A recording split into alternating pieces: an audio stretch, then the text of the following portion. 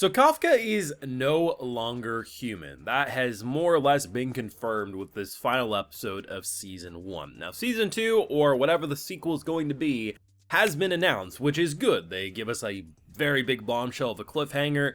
I mean, those Kaijus are going to be trying to take back the Kaiju the humans are now using. There's a lot to work with, but at the end of the day, waking up in a hospital bed with this giant scar on your chest, only a few days after basically impaling yourself, you're not human at that point. You can't walk off and say a human could do that. Even if he started out as a human, the kaiju mixed in with him has turned him into a kaiju. And while maybe his mental state is mostly similar to that of a human, at the same time he did lose himself as soon as that kaiju wanted to kill other kaijus, and who knows when that could happen again. But yes, he is in a situation where, for now, he does get to live, and he will be able to hopefully be useful for the Defense Force. But I love what they did, because this show, every step of the way with Kafka's character, avoids where you think he's gonna go. You think, oh, 6 weeks back or so when he was trying to prove himself and he got to 0.001%, well, he could just use his kaiju powers and get up to 3 or 4% or something. No, everything about him proved himself as a person.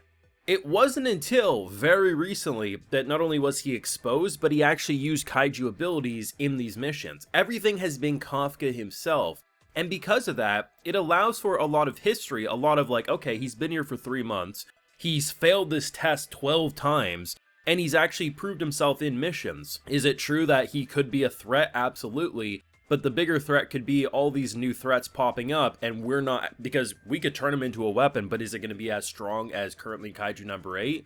Most likely not. They went about everything very intelligently, and the fact that rather than him just being accepted with warm welcome arms, while usually they don't completely, I just feel like every step of the way with how they handled Kafka, this isn't the way the shonen protagonist gets handled in a show like this. And it makes him such a refreshing MC. Now, of course, I have full live reactions over on Patreon. If you want to see my full and good thought to any of these Kaiju number 8 episodes, it's going to be over there exclusively.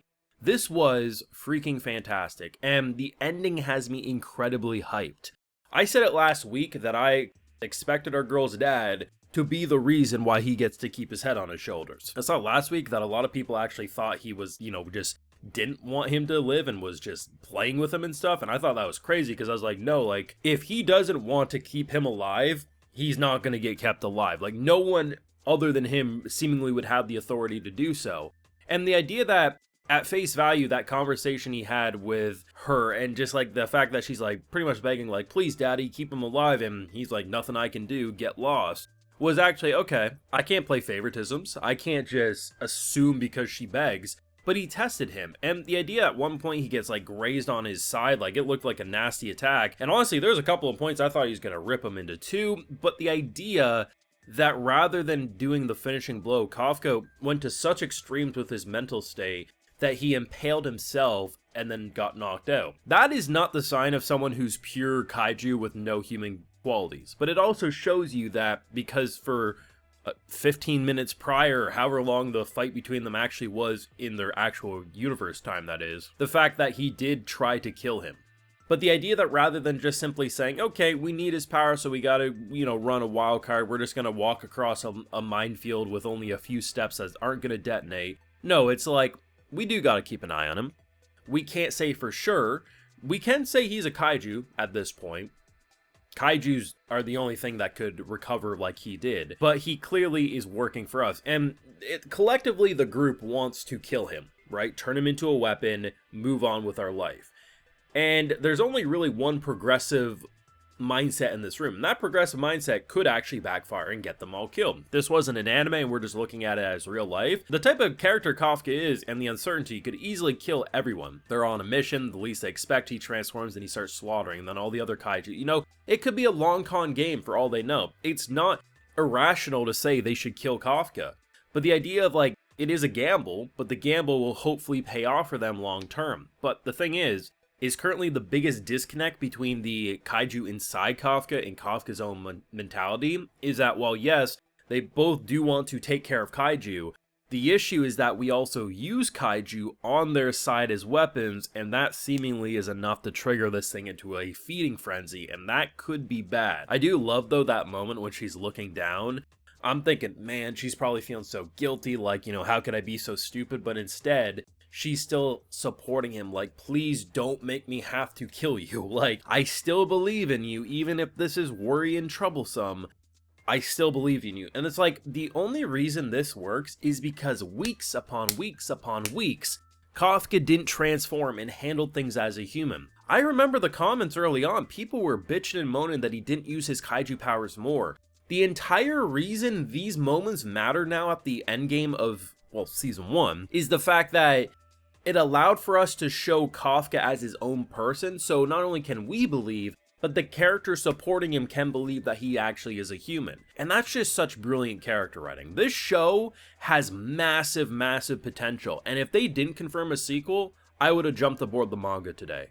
But knowing that there is that sequel, I am a very, very happy camper. And after pretty much finishing everything, I mean, yeah, I still have a couple more shows to watch today and a few tomorrow, but, you know, this anime season's over. This is still my favorite opening of the season. I listen to this a couple times a week just throughout the week. I liked it that much. I know a lot of people seemingly didn't vibe with it, but man, the opening, the visuals, the opening, it's just such a good freaking song.